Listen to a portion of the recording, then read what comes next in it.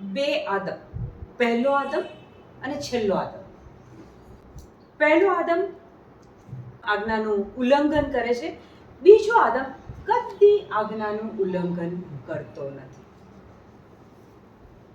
હવે પહેલા આદમની જો વાત કરીએ તો આજ્ઞાનું ઉલ્લંઘન થયું પછી શું થયું? એ એદનના બગીચામાં હોય છે. એ બગીચો કેવો? જ્યાં આદમે કોઈ જ મહેનત કરવાની નહોતી, બધું તૈયાર મળી જાય, બરાબર.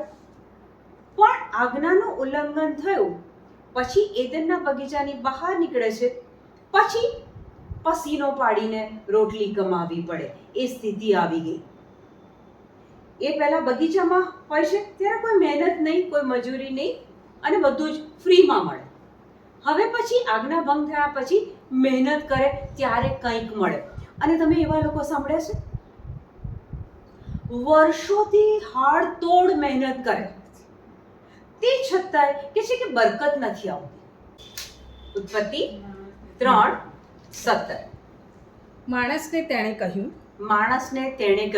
માણસને પ્રભુએ કહ્યું, જે ઝાડના ફળ ખાવાની મેં તને ના પાડી હતી, જે ઝાડના ફળ મેં તને ખાવાની ના પાડી હતી તેના ફળ તે તારી વહુની વાત માનીને ખાધા, તેના ફળ તે તારી વહુની વાત માનીને ખાધા, એટલે તારે લીધે આ ધરતી શાપિત બની છે. આ ધરતી શાપિત બની છે.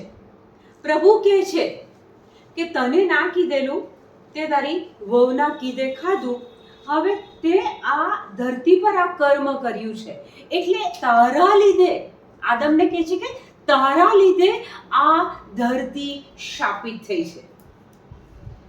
ઘણા લોકોના મોઢામાંથી એવું સાંભળો છો કે આ કંઈક જૂનો શ્રાપ છે એટલે મારા જીવનમાં બરકત નથી આવતી, અથવા અમે જે ઘરમાં રહીએ છીએ ને એ ઘરમાં બરકત નથી આવતી, એ ઘરમાં શાંતિ નથી, એ ઘરમાં પૈસો નથી.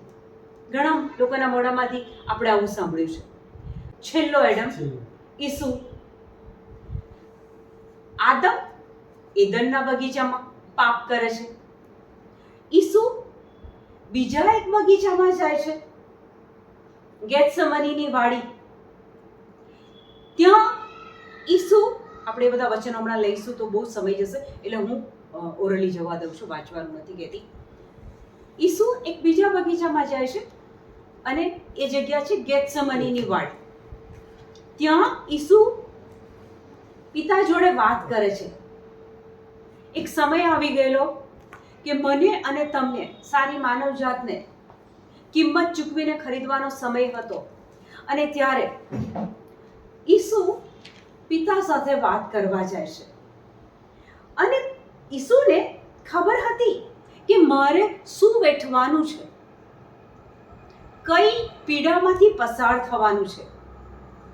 અને ત્યારે એ વાત કરતા કરતા ઈસુને એટલું તો દુઃખ થાય છે, એટલી તો પીડા થાય છે કે વચનમાં લખ્યું છે કે એમના શરીરમાંથી લોહીનો પસીનો નીકળે છે અને એ જમીન ઈસુના લોહીથી ભીંજાઈ જાય છે. ઈસુનું લોહી એટલે કેવું લોહી? પવિત્ર લોહી. હવે જ્યારે ઈસુનું લોહી એ ભૂમિ ઉપર પડે છે ત્યારે એ ભૂમિ, એ પૃથ્વી એ પાવન થઈ ગઈ, પવિત્ર થઈ ગઈ, શ્રાપમાંથી મુક્ત થઈ ગઈ. પ્રભુએ કીધેલું કે આદમના પાપના કારણે એ ભૂમિ શાપિત થઈ, પણ હવે ઈસુના લોહીના કારણે એ પૃથ્વી પવિત્ર થઈ ગઈ છે, શુદ્ધ થઈ ગઈ છે, આશીર્વાદિત થઈ ગઈ છે, ઉપજ આપનારી થઈ ગઈ છે, બરકત આપનારી થઈ ગઈ છે. તમે કયા કરારમાં જીવો છો? તમે એ શાપિત ભૂમિને હજી પકડી રાખી છે કે ઈસુના પુનરુત્થાન પછી જન્મેલા લોકો છો તમે? જો ઈસુના પુનરુત્થાન પછી જન્મેલા લોકો છો, જ્યાં ઈસુએ આપણને કિંમત ચૂકવીને ખરીદી લીધા છે, ઈસુનું લોહી, આ જે ભૂમિ પર આપણે જીવીએ છીએ એ ભૂમિ પર ઈસુનું લોહી ઈસુએ વેવડાયું છે. હવે કોઈ શ્રાપ, જાદુ, ટોના કશું અસર કરી શકે? શરત એક, ઈસુએ તો લોહી વેવડાવી દીધું. તમે કયા કરારમાં છો? અમે લોકો દાહોદમાં રહેતા હતા અને અમારા ઘરમાંથી બહાર નીકળવા માટે જે મેઇન દરવાજો, એ દરવાજો ખોલો એટલે રોજ સવારે એક કોળિયું હોય, એમાં કંઈ કંકુ હોય, કંઈ પેલી લાલ દોરા ધાગા હોય, એ અમારા મેઇન દરવાજાની આગળ અમે ખોલીએ ત્યાં રોજ એ કોઈક મૂકીને જાય. હવે એ કોણ કરે અમને ખબર નહીં, પણ પ્રવીણ સવારે મોર્નિંગ માસ અટેન્ડ કરવા જાય એટલે પહેલો દરવાજો એ ખોલે અને એમને પહેલું એ વસ્તુ દેખાય એટલે એ ઉઠાવે અને ફેંકી દે. એ વસ્તુ અમને અસર કરી શકી નહીં. થયું પ્રભુ વિરુદ્ધનું એ બધું કાર્ય થયું, અમને કેમ અસર ના કરી શકી? ત્યારે એક અન્ય ભાષા બોલનાર વ્યક્તિ મારે ત્યાં પ્રેયર કરવા આવી અને અન્ય ભાષામાં બોલતા બોલતા એ વ્યક્તિને ખબર પડી અને મને એમણે પૂછ્યું કે બુશવાબેન તમને ખબર છે શું થાય છે? મેં કીધું ના. તો કે જે કોઈ તમારા ઘર માટે કોઈ બ્લેક મેજિક કોન્સ્ટન્ટ ટ્રાય કરે છે પણ તમારી દિવાલેથી એ અંદર આવી શકતું નથી, એ અથડાઈને બહાર જાય છે. કેમ? જ્યાં પ્રભુના વચનો બોલાતા હોય, પ્રાર્થના થતી હોય, એ પ્રભુમાં વિશ્વાસ હોય. 1 કોરિન્થ 1:30 કહે છે કે તમે ખ્રિસ્તમાં છો અને જો તમે ખ્રિસ્તમાં છો તો તમે આખા ખ્રિસ્તમાં છો તો તમને કોઈ ખ્રિસ્ત સિવાય કશું અડી શકે, સ્પર્શી શકે, ટચ કરી શકે? પણ ત્યાં શ્રદ્ધાની વાત આવે છે. વચનમાં તો લખ્યું છે પણ કશુંક થાય ને આપણે ડરી ગયા. કશુંક થાય, શૈતાનનું કામ શું ખબર છે? લક્ષણો બતાવે, તમને બીમારીના લક્ષણો બતાવે, પડતીના લક્ષણો બતાવે. જો ઘણી વખતે અમુક પાપ કરવા માટે પ્રલોભન આપે. કોઈ વ્યક્તિને પાસ્ટમાં કોઈ વ્યસન હોય, એ વ્યસન છૂટી ગયું હોય પણ એક સમય પાછું એ માણસને એ જ વ્યસનના વિચારો આવે. XYZ કોઈ બી વ્યસન, એ વિચારો આવે. એ પ્રલોભનમાં નાખવાની કોશિશ તો એને થાય છે પણ પેલો કેટલો ટકી રહે છે એના પર એનો આધાર છે. લક્ષણો તમને બીમારીના આવ્યા પણ તમે જો તમારા મુખેથી એમ બોલો કે આજે મને તાવ આવ્યો છે, આજે મને હાથ પગ દુખે છે, તમે તમારા મુખે બોલ્યા. સુભાષિતો 18:21 જીવન અને મૃત્યુ તમારા જીભ પર છે. પેલો શૈતાન તમારી પાસે બોલાવડાવે, જ્યાં તમે બોલ્યા કે પેલો ફરીથી તમારા પર હાવી થઈ ગયો. આપણા ઈશ્વર એ શારીરિક આંખોથી જોવાવાના નથી. એમને જોવા હોય તો બાઇબલ થ્રુ જોવા મળશે, એમનો અનુભવ કરવો હોય તો વચનોના થ્રુ આપણને અનુભવ થશે.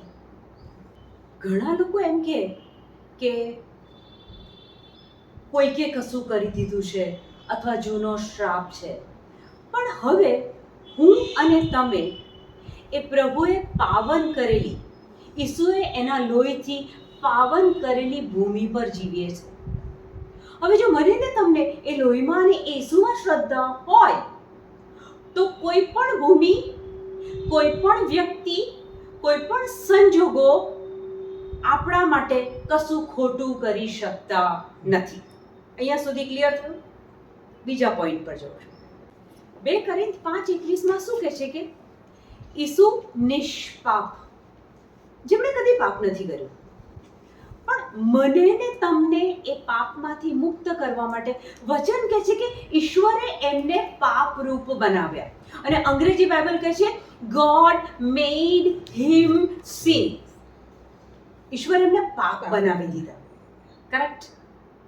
એટલે જો આપણે એ ઈસુમાં શ્રદ્ધા રાખીએ છીએ તો મારા અને તમારા પાપો એ ઈસુના શરીરમાં એ બલિદાન વખતે જતા રહે. હવે આપણે પાપથી મુક્ત થઈ ગયા છીએ. તે છતાંય પાપ થઈ જાય છે. યોહાન 3:3 કહે છે કે જ્યાં સુધી તમારો પુનર્જન્મ નહીં થાય ત્યાં સુધી તમે કહે છે કે ઈશ્વરના રાજ્યને જોવા પામી શકશો નહીં. વ્યક્તિ પ્રાર્થના કરે છે, વ્યક્તિ વચનોમાં આવે છે, વ્યક્તિ શ્રદ્ધા રાખે છે, એનો પુનર્જન્મ થાય છે, ઉદ્ધારનો સંદેશ એ સાંભળે છે અને તે છતાં વ્યક્તિનાથી પાપ થઈ જાય છે. હવે એક વસ્તુ યાદ રાખવાની, પ્રભુએ આપણને પાપ મુક્ત કરી દીધા. હવે આપણે ઘડી જો એ પાપમાં જીવીએ તો ત્યાં ધીરે ધીરે આપણે પ્રભુથી છૂટા પડીએ છીએ. સ્તોત્ર સંહિતા 34:12 અને 13. જીવન તારે હર્યું ભર્યું જીવવું છે શું? જીવન તારે હર્યું ભર્યું જીવવું છે શું? ક્વેશ્ચન માર્ક છે આપણા માટે. અહીંયા આપણને પૂછવામાં આવે છે કે તારે હર્યું ભર્યું જીવન જીવવું છે. પછી આગળ, લાંબુ સુખી આયખું તું ઈચ્છી રહ્યો શું? લાંબુ સુખી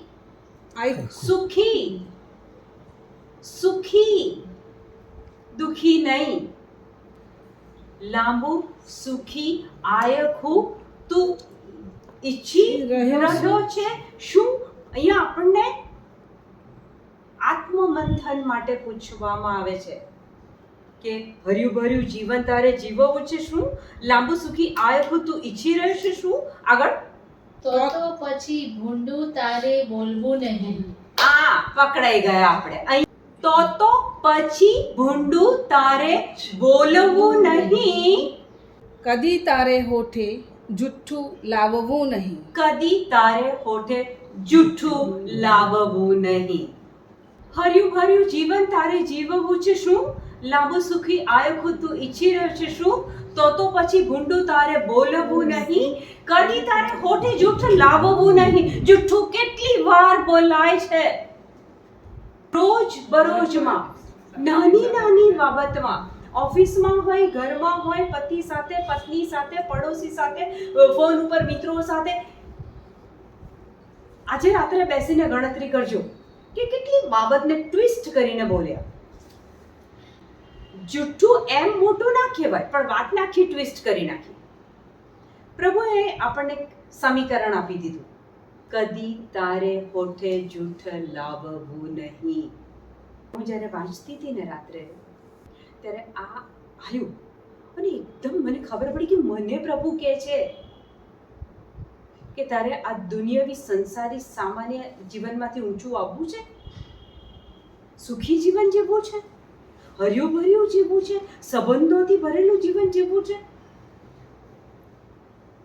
કદી તારે હોઠે જૂઠ લાવવું નહીં.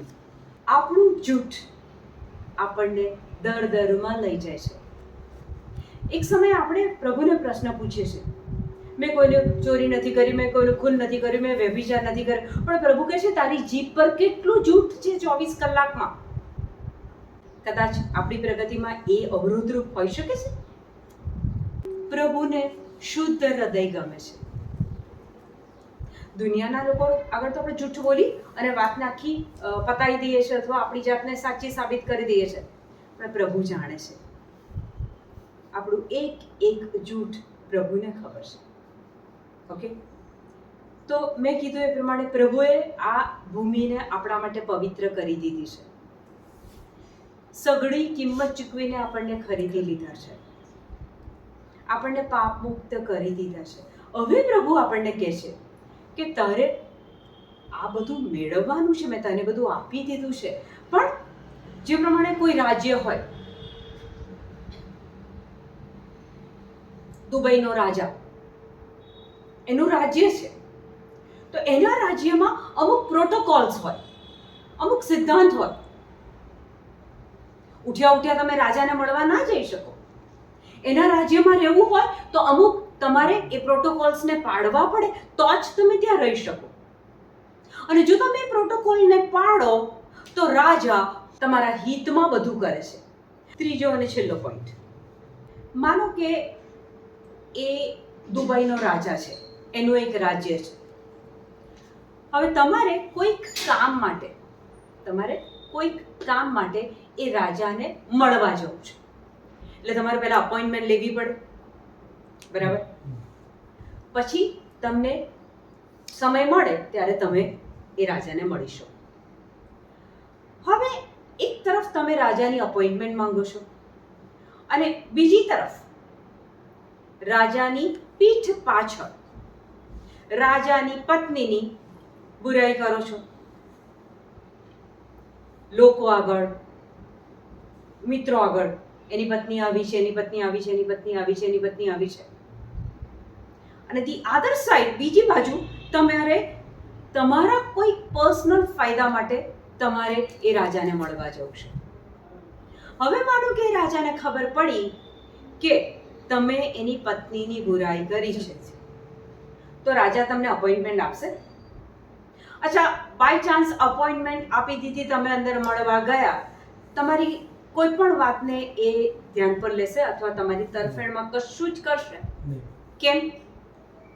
તમે એની પત્નીની બુરાઈ કરી તો એ તમારી વાત કેવી રીતના સાંભળશે? એ જ પ્રમાણે ઈશ્વરનું પણ એક રાજ્ય છે. બાઇબલમાં ઈસુ જ્યારે દ્રષ્ટાંત કથા કહે છે ત્યારે શું કહે છે કે ઈશ્વરનું રાજ્ય તો આવું છે કે એક માણસ ખેત ખેડતો હતો, મોતી મળ્યું, ઢાંકી દીધું, પોતાની બધી સંપત્તિ વેચી, પૈસા લઈ અને એ ખેતર ખરીદી લીધું. ઈશ્વરનું રાજ્ય તો આવું છે. 4 પ્રકારની જમીનની વાત કરે તો ઈસુ કહે છે કે ઈશ્વરનું રાજ્ય તો આવું છે. ધેટ મીન્સ કે ઈશ્વરનું રાજ્ય છે, પણ આપણે નરી આંખે જોઈ શકીએ છીએ? ના, ઈશ્વરનું રાજ્ય આપણે નરી આંખે જોઈ શકતા નથી. પૃથ્વી પર જો કોઈ રાજા હોય એનું રાજ્ય તમે શારીરિક આંખોથી જોઈ શકશો. ઈશ્વરનું રાજ્ય શારીરિક આંખોથી જોવાય નહીં. પણ જેમ પૃથ્વી પરના રાજાના રાજ્યમાં પ્રોટોકોલ્સ પાળવા પડે તેમ ઈશ્વરના રાજ્યમાં પણ પ્રોટોકોલ્સ પાળવા પડે. હર્યું ભર્યું જીવન તારે જીવવું છે શું? લાંબુ સુખી આયખું તું ઈચ્છી રહે છે શું? તો પછી ભૂંડું તારે બોલવું નહીં, કદી તારે હોઠે જૂઠ લાવવું નહીં. પ્રોટોકોલ્સ પાળવા પડે. આપણે રાજાની પત્નીની નિંદા કરીએ, આપણે ઈસુની પત્નીની નિંદા કરીએ. ઈસુની પત્ની છે, ધર્મસભા એ ઈસુની પત્ની છે. બાઇબલ વાંચો, બધું ક્લેરિટી મળશે. શ્રી સભા એ ઈસુની પત્ની છે. હવે વિચાર કરો કે ધર્મસભા દેવળમાં જે કોઈ લોકો કામ કરે છે, ધાર્મિક લોકો કામ કરે છે, કદાચ તમારી દ્રષ્ટિએ એ લોકો અપ ટુ ધ માર્ક કામ નથી કરતા. તમારી દ્રષ્ટિએ કદાચ એ સારું કામ નથી કરતા. તમારી દ્રષ્ટિએ એ સારો બોધ નથી આપતા. તમે કોણ એમના વિશે જજમેન્ટ લેનાર? એને પસંદ કરનાર પ્રભુ છે. પ્રભુએ એને પસંદ કર્યો છે આ કામ માટે. પ્રભુએ એને પસંદ કરી છે આ કામ માટે. તમને કશુંક ના ગમ્યું એટલે તમે એ વ્યક્તિઓ વિશે મનમાં ફાવે એવી ગ્રુપમાં ભેગા થઈને ચર્ચા કરો છો. કોની નિંદા થઈ? ઈસુની પત્નીની નિંદા થઈ. શ્રી સભાની નિંદા એ ઈસુની પત્નીની નિંદા છે. પ્રોટોકોલ. હવે તમે ઈસુની પત્નીની નિંદા કરો છો અને પછી રવિવારે praise and worship, hallelujah hallelujah hallelujah. ઈશ્વર તમને જોવે છે. દેખાડા માટે તું શું કરે છે? અંદરથી તું શું છે?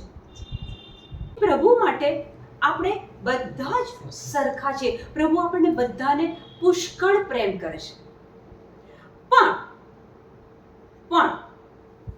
દાખલા તરીકે મારે કાર ચલાવવાની છે, હું ભર ટ્રાફિકની વચ્ચે સિગ્નલ આગળ ઊભી છું, હું વાતો કરું છું બાજુવાળી વ્યક્તિ જોડે, અને વાત કરતા કરતા જ્યારે આગળ ગ્રીન સિગ્નલ થાય છે ત્યારે કારનું ગિયર પહેલા ગિયરમાં ગાડી પાડવાની જગ્યાએ હું રિવર્સમાં ગાડી પાડું છું, અને જેવું ગ્રીન સિગ્નલ શરૂ થાય છે કે હું મારી કાર શરૂ કરું છું તો મારી ગાડી ક્યાં જશે? પાછળ. મારું નુકસાન થશે ને પાછળવાળાની થશે. આમાં પ્રભુનો વાંક ખરો? ભૂલ મારી છે. પછી હું દવાખાનામાં જાઉં છું, હાથ પગ તૂટે છે, પછી હું કહું છું કે પ્રભુએ આવું કર્યું. પ્રભુ કહે છે ના. ઉપદેશમાળા 15:14 વાંચો. સૃષ્ટિ સમયે ઈશ્વરે માણસને બનાવીને સૃષ્ટિ સમયે ઈશ્વરે માણસને બનાવીને તેને નિર્ણય કરવાની છૂટ આપી છે. તેને નિર્ણય કરવાની છૂટ આપી છે.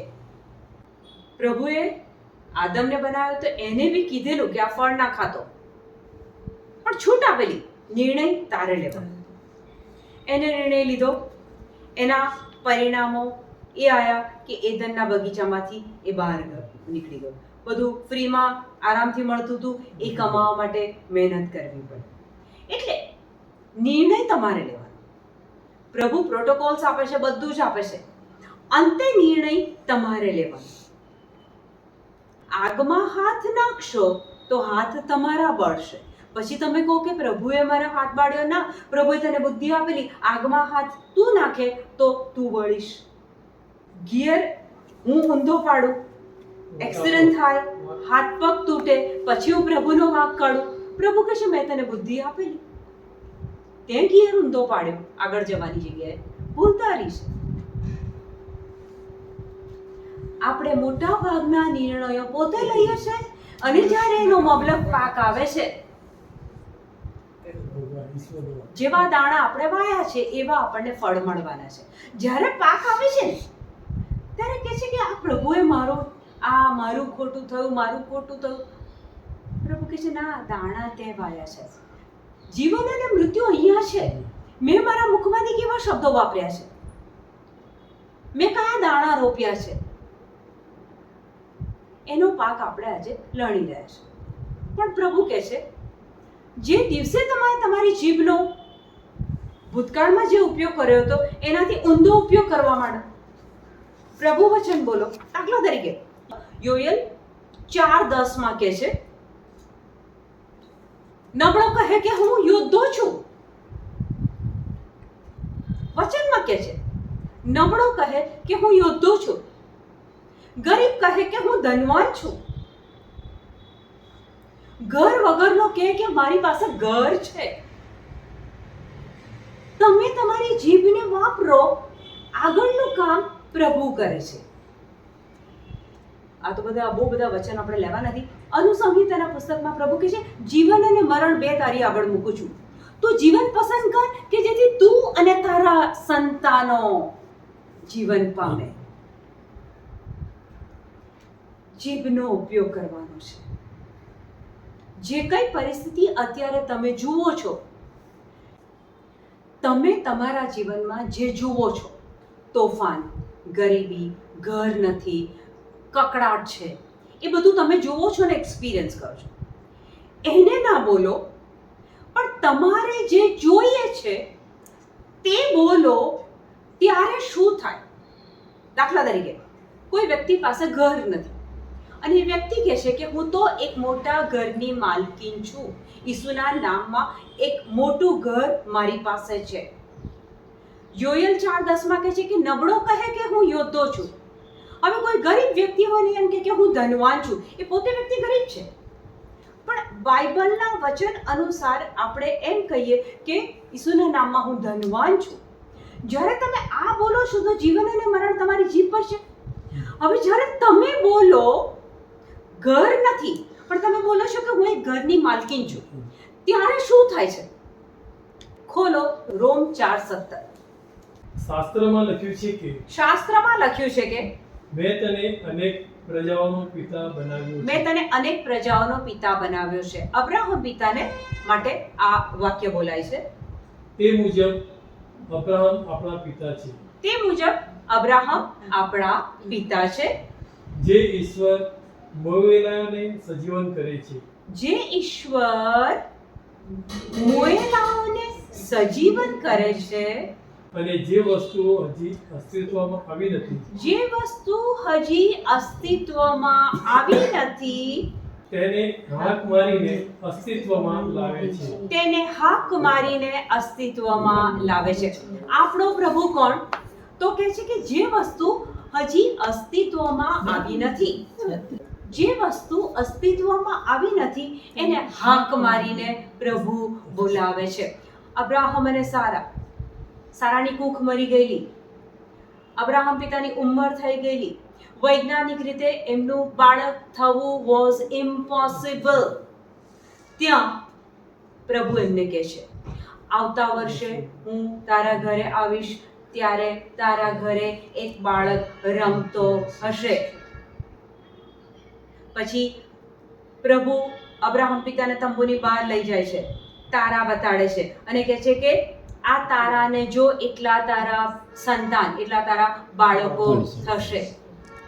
એ વખતે અબ્રાહમ પિતા જો સારાની સાથે તંબુમાં જઈને એવી વાતો કરત કે આ પ્રભુએ કીધું તો ખરું, પણ કે આ થશે ખરું, આવી વાત કરત, જો શંકા રાખત, તો પ્રભુએ જે કીધેલું એ પૂરું થાત ના. એ દિવસથી અબ્રાહમ પિતા રાત્રે તારા જુએ છે, દિવસે રેતીના કણ જુએ છે અને ત્યાં બાળકોને જુએ છે. ફિઝિકલી પોસિબલ નથી, 100 વર્ષે બાળક જન્મવું ફિઝિકલી પોસિબલ નથી, પણ પ્રભુ જે અસ્તિત્વમાં નથી એને હાક મારીને બોલાવે છે. તમારી પાસે ઘર નથી, પણ જો તમે એમ કહો છો કે ઈસુએ તો મારી કિંમત ચૂકવી દીધી છે, મને ખરીદી લીધી છે, હું ઈશ્વરના રાજ્યનું બાળક છું, મારી પાસે મોટું ઘર છે, હું મોટા ઘરની માલકીન છું. જ્યારે તમે આ શ્રદ્ધાપૂર્વક બોલવા માંડો છો ત્યારે એ ઘરને ઊભું કરવું પ્રભુ માટે તો કંઈ જ અશક્ય નથી. હિમાલય પર્વત શાનાથી બન્યો? ખડક, પથ્થર, પાણી અને બરફ. ખડક, પથ્થર. વંદના, હિમાલય પર્વત શાનાથી બન્યો? બરફ. હિમાલય પર્વત શબ્દથી બન્યો. પૃથ્વીનું સર્જન પ્રભુએ શબ્દથી કર્યું. હિમાલય પર્વત કોઈ માણસે નથી બનાવ્યો. દુનિયાનું સર્જન પ્રભુએ શબ્દથી કર્યું. પર્વતો બનો, સૂરજ ચાંદ બનો, શબ્દથી. મારે ને તમારે ઘર બનાવવું હોય તો માટી, રેતી, મજૂર બધું જ જરૂર પડશે. પ્રભુ શબ્દથી સર્જન કરે છે. અને પ્રભુએ તમારા મુખમાં શબ્દો મૂક્યા છે. જીવન અને મૃત્યુ તમારી જીભ પર મૂક્યું છે, એ શબ્દ મૂક્યા છે. તમારી પાસે શબ્દ છે, ઈસુ છે. શબ્દ એટલે ઈસુ. જ્યારે તમે તમારા મુખમાંથી બોલો છો કે ઈસુના નામમાં હું એક ઘરની માલકીન છું, ત્યારે જે અસ્તિત્વમાં નથી એને હાક મારીને પ્રભુ બોલાવે છે. પણ અબ્રાહમ ને સારાની જેમ પ્રભુએ કીધું તો થશે, પ્રભુએ વચન આપ્યું છે તો થશે. પછી આપણે ડગમગી જઈએ, અડધા દિવસ શ્રદ્ધા સાથે, વચનો સાથે, અને બાકીના અડધા દિવસ અરે યાર હજુ પૈસા મળ્યા નથી, અરે હજુ બેંકની લોન મળી નથી. પ્રભુ કહે છે કે બંનેમાં તમે તો નહીં જીતી શકાય. ટોટલ અંધારું છે, ટોટલ આગળ અંધારું છે, પણ મારી પાસે શબ્દરૂપી પ્રકાશ છે. મારી પાસે એ વચન છે કે જે પ્રભુ કશું નથી હોતો એને શબ્દ દ્વારા ઊભું કરી દે છે. આ શ્રદ્ધાથી જો તમે આગળ જશો તો આજે તમને એક પ્રોમિસ આપે છે પ્રભુ. ઈર્મિયા 29:11.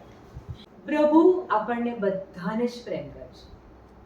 કોઈક સંજોગો આડાવડા ઊભા થયા છે, કદાચ આપણે કોઈ ખોટો નિર્ણય લીધેલો, એની અસર રૂપે આપણે એ હમણાં તોફાનમાં ફસાયેલા છીએ, આપણને ખબર નથી. પણ પ્રભુ આજે એક પ્રોમિસ આપે છે.